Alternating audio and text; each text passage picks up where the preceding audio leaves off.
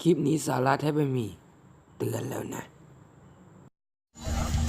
โอเคตอนนี้เขากับ10 ไปขอเบอร์ 3ไปกันเลยเอาวางหน่อยแม่เอ้าตอนนี้เขาก็ได้เบอร์มาแล้วนะไล่หมดอ่ะ Oh no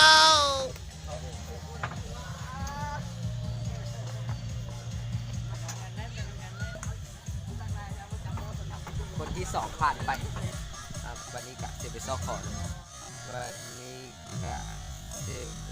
ซอกคอน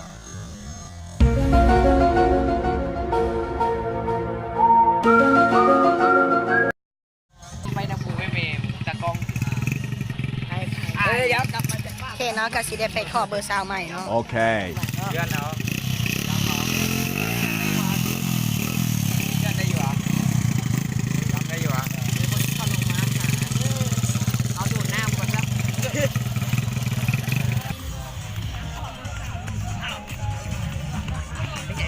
ขอเบอร์สาวเด้ลอยยังเนี่ย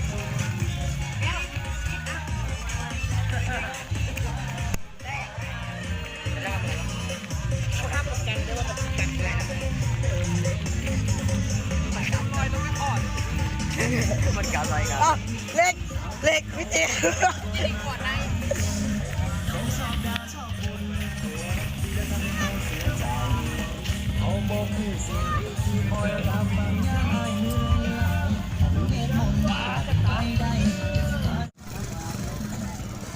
อุ้ยลินก่อนอยู่บนเตียงดีกว่า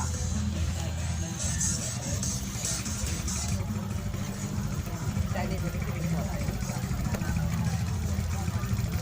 ตอนนี้บอกขอเบอร์แล้วเนาะอลินน้ำเนาะ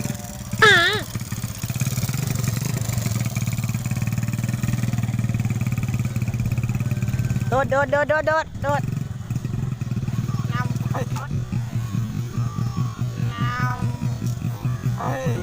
าฉันให้ตายดีกว่า ไม่แล้วเนาะตอนนี้ตายแล้วสภาพมันสวยเนาะตอนนี้ปังโอ้เกือบติดเนาะ เราซอกสิกูแล้วเดี๋ยว เปิดตัวแนะนำตัวเลยเนาะ ฉันมาทำอะไรที่นี่ ฉันมาทำอะไรที่นี่ ที่เธอกับฉัน ไปท่ายน้ำผู้สาวลินกันที่เนี้ยต่อตาม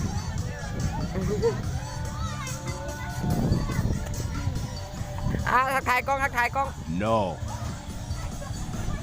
น้ำวันกูยิงบ้ากันดีกว่า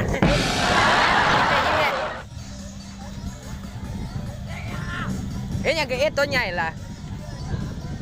เมื่อกี้ลืมถามซื้ออย่างเอาซื้อบัวฮูแปลกแค่ไฟตั้งให้ทีมงานก็อยู่ป้ากำนันเนาะ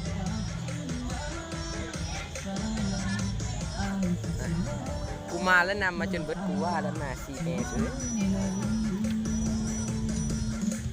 มีเห็นสาว2 คนเนาะคล้ายๆกล้องเนี่ย No. สาวไอกล้องเป็นเนี่ย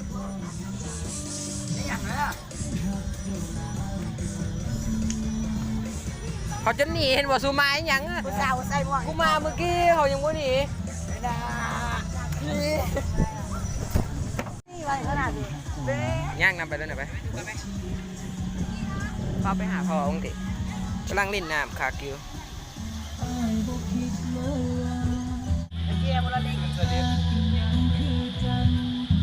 แนะนำตัว พ่อกระต่ายเนาะ ว่าเป็นเท่านี้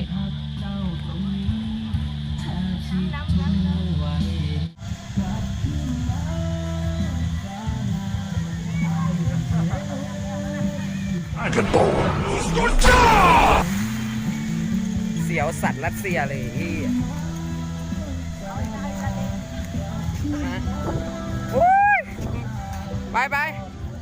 ไปดีๆใจกล้าเด็ดเล่นไปอีห้ามึงขอเบอร์ได้มึงนี่หาพ่องวะสิ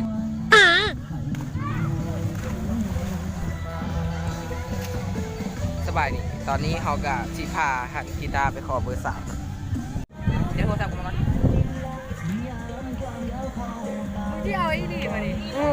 ไปเขาเล่นนี้เห็นบอกพ่อมึงแล้ว โยนลงไปให้กดใส่ซะหน่อยลาไปก่อนคันมากก็อย่าลืมกดไลค์กดซับสไครต์กันแน่เนาะที่สำคัญกดแชร์ให้หมูนำเนาะก็ขอตัวลาไปก่อนสบายดีせーのでもそんなんじゃダメもうそんなんじゃほら心は進行